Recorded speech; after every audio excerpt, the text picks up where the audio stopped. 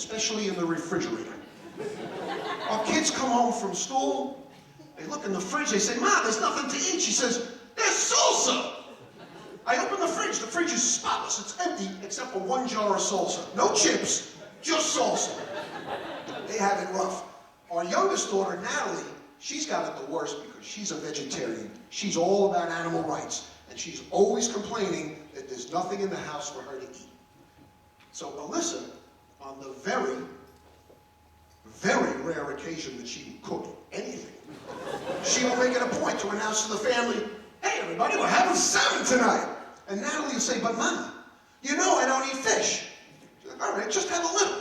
And Natalie will look at me. I said, "Don't look at me, kid, I'm getting fed, you're on your own." Woo. What's next? What's next? Oh yeah, no, you know, I pick on my wife. I love my wife, she's right over there. But, that's right. Just in case things went south today, I made a reservation at the Motel 6. But when I got there, the manager was surprised, because I'm usually there Thursday afternoon at 4.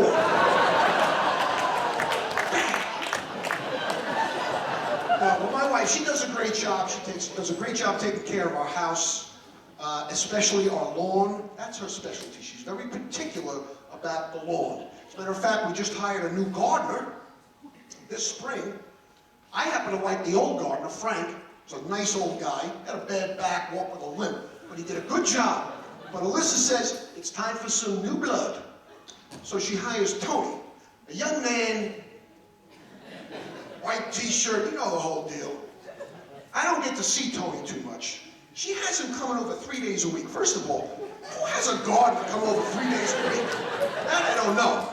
But he comes every Monday, Wednesday, Friday, 9 o'clock. I don't get to see Tony much because that's when I'm at the gym. But anyway, 90 minutes later, I come home, Tony's getting into his BMW, give me one of these, and the lawn still looks like shit, and I complain to Alyssa, she goes, "I like his work. I don't understand it." What's next? Oh.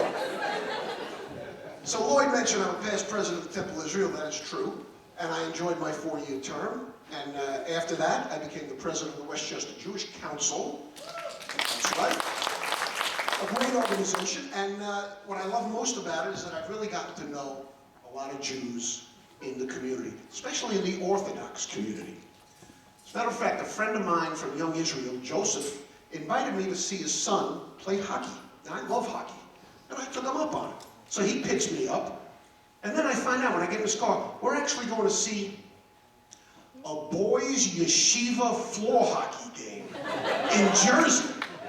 But I'm in the car, so I'm going. Now, I love hockey. I'm an Islanders fan. What I love about hockey, the fans are passionate. They're yelling and they're screaming. And when there's a bad call on the ice, they're throwing stuff, bottles and hats and whatever. And the coaches, they go ballistic on the refs when there's a problem. A boys' yeshiva floor hockey game is toned down a little bit. First of all, it's separate seating. That we know. Men and women, that's number one. Number two, they don't have a referee. They got a rabbi. They got a rabbi with a long coat and a beard and a hat, the whole thing. And he doesn't blow a whistle, he blows a shofar. That's all right. But the rabbi that they had was not very good. He made a terrible call late in the game. And when he did, people started throwing stuff, but they started throwing bagels. This bagel, some lady threw a chicken leg. I think, what kind of an operation is this? And the coach, instead of going ballistic, the worst he could come up with, "Such a call? This is a call you would make at such a juncture?" And the rabbi comes over. "What, you didn't like the call? What did you like?" "Listen, that's not holding, Rabbi. You didn't think it was holding?" "Maybe it was holding, maybe it wasn't holding. I certainly saw a tug. In my interpretation, from tugging, you get to holding. So, I blew the shofar." And then the coach hands him a piece of paper. He goes, "What's this?" He goes, "It's a kugel recipe. You're too thin, you gotta eat more." Needless to say, next time my friend Joseph told, I'm not going to the yeshiva boys floor hockey game. Any dog lovers out there? Yeah, we got a dog.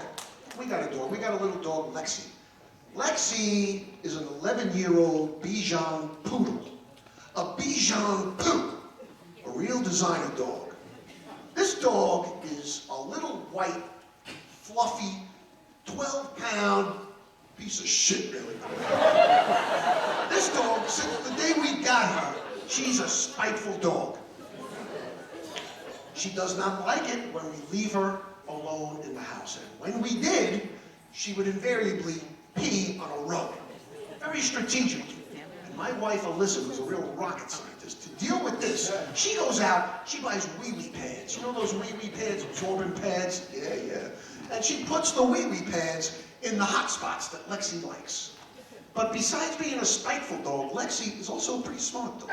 She would find new hot spots. Fast forward 11 years later, our house is wall-to-wall wee-wee pads. Straight through the whole house, it's one big wee-wee pad. When we have guests come over, they gotta move the wee-wee pads to sit on the couch. It's like living in Shea Wee-Wee. It's disgusting. But you know what? Our kids are out of the house, they're all grown.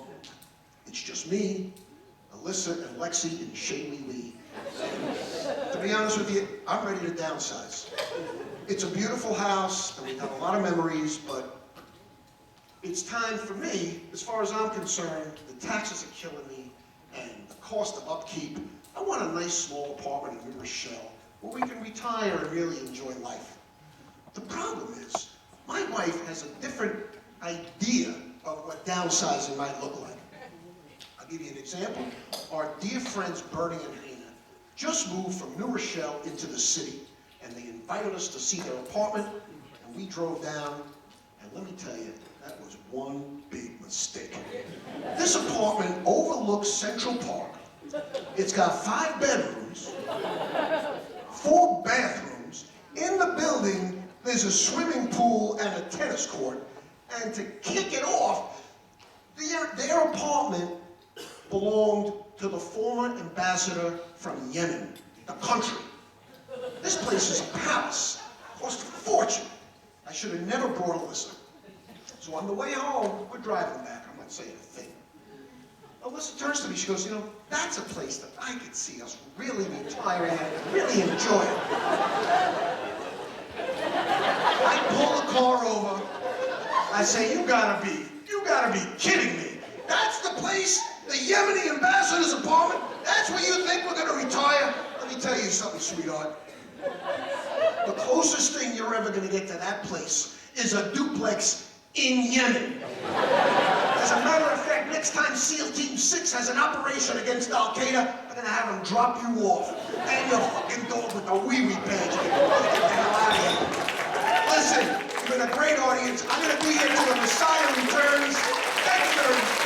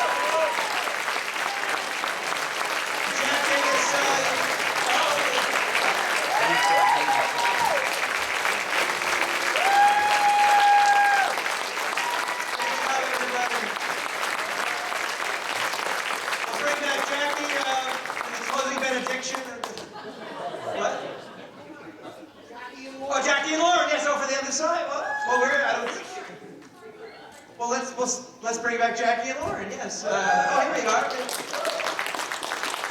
We're the Jackie and Lauren dance. Here we go. All right, and thank all of you so much, really. A wonderful crowd and for their amazing debut tonight.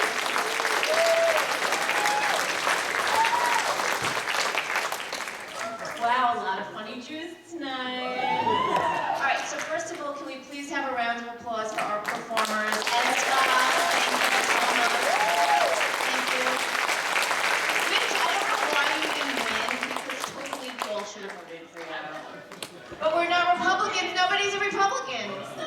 If you're a Republican, raise your hand. I can't see you.